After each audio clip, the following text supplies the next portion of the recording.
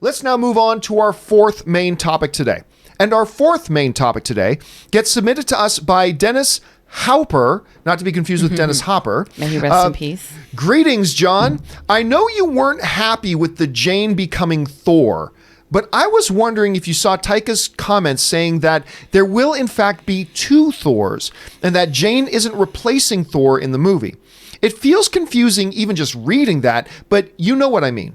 Does this change your mind on the chances for Thor, Love, and Thunder? All right, thanks a lot for writing that in, Dennis. And yes, look, I'm a huge MCU fan. One of my favorite characters in the MCU, probably my second favorite MCU character is Thor, just behind Captain America.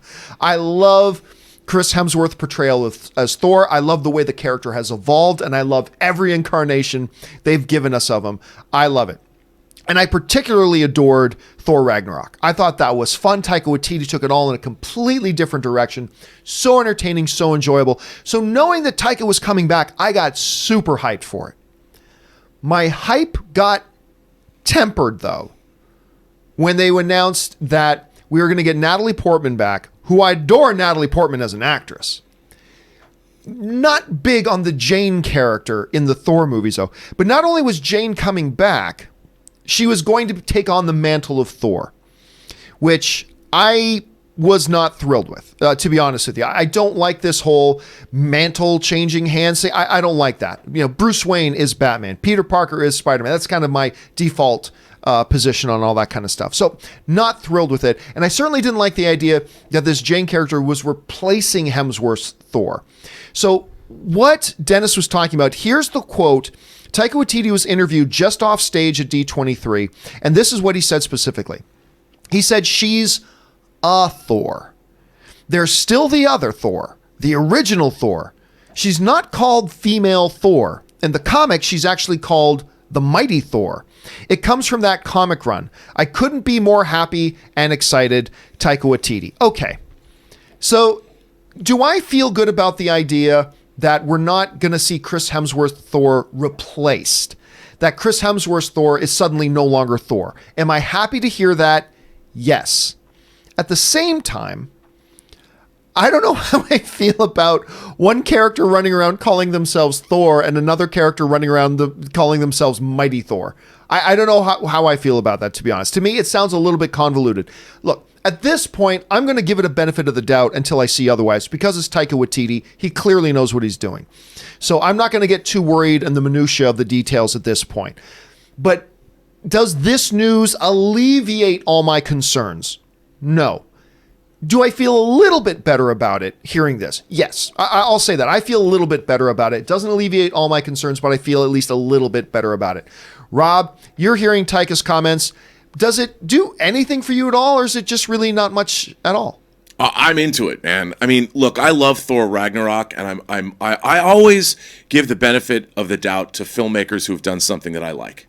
And between what we've done, what we did in the shadow, what we do in the shadows, and Thor Ragnarok, two of my favorite comedic genre films of the last, I guess, decade.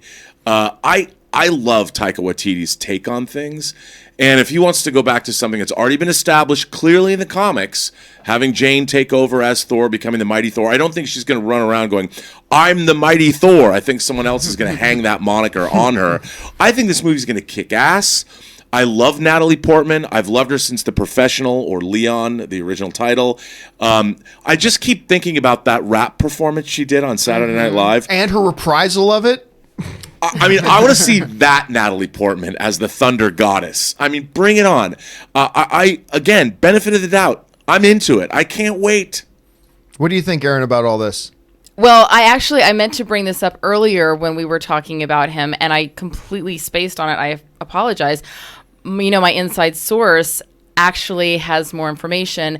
In the same vein, Eddie Murphy is going to be coming back and is going to be playing the new Wonder Woman. They're actually unbelievable. Yeah. So you heard it here I heard first. Whispers about that. I think it's still a little confusing, but I'm glad that there is a bit of a differentiation. I agree with you, John. I don't like the idea of like, okay, now you're Captain America, now you're Thor, now you're like, no, it's like you don't just get tired of being a superhero and you get to just hand your shield off to someone else. Like, I want someone to have their own story and their own thing going on. So I do like the fact that she is not taking Chris Hemsworth's place. And I love Natalie Portman. I think that she can do no wrong. I love, love, love her. What I love about Chris Hemsworth as Thor is he has this inherent, he has this charm, this charisma that you almost think that you don't really know how smart he is. Not Chris Hemsworth, but as Thor, he is a bit more brawn than he is brain.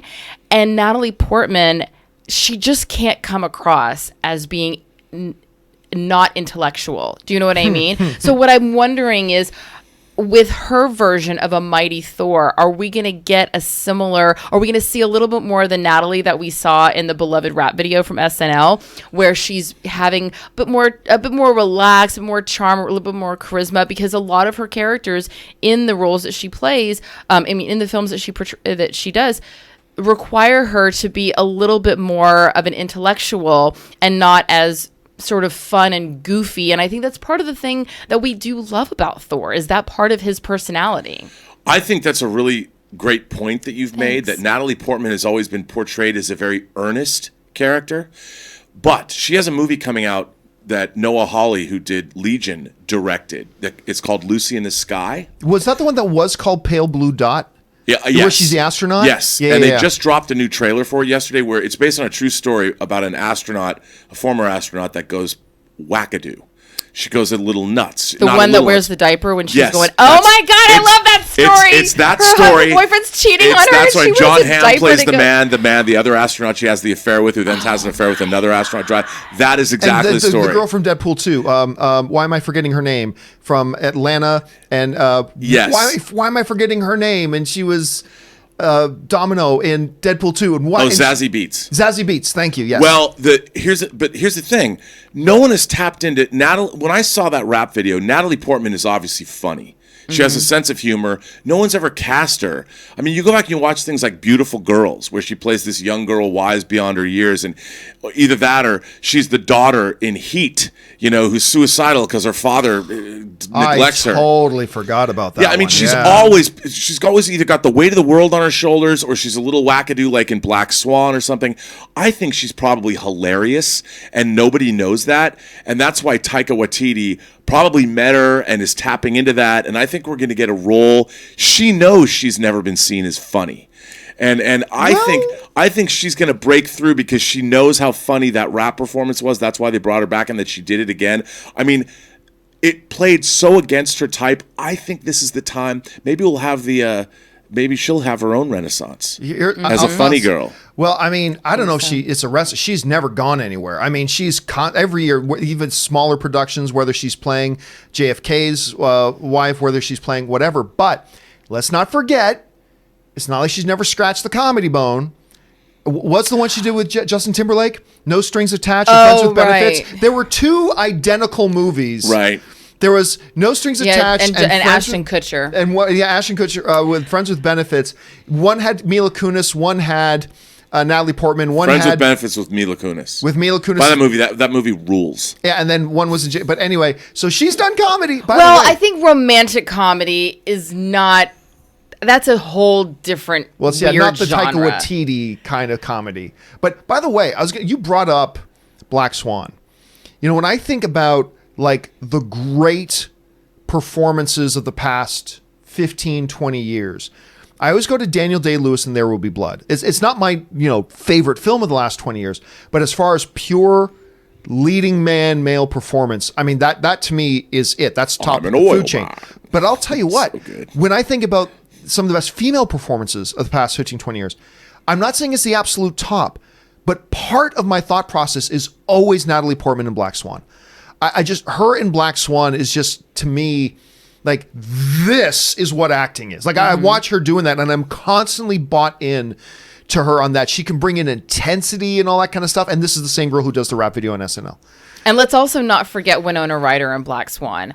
Oh, brilliant. And we speaking of the two hookup movies. Mila Kunis, also in Black Swan. So it's all connected. That's the theme of today's show. Question is, guys, what do you think about Taika Waititi confirming that we are going to actually have, in fact, 2 Thors in Thor Ragnarok? Jump on down to the comment section below and leave us your thoughts. All right.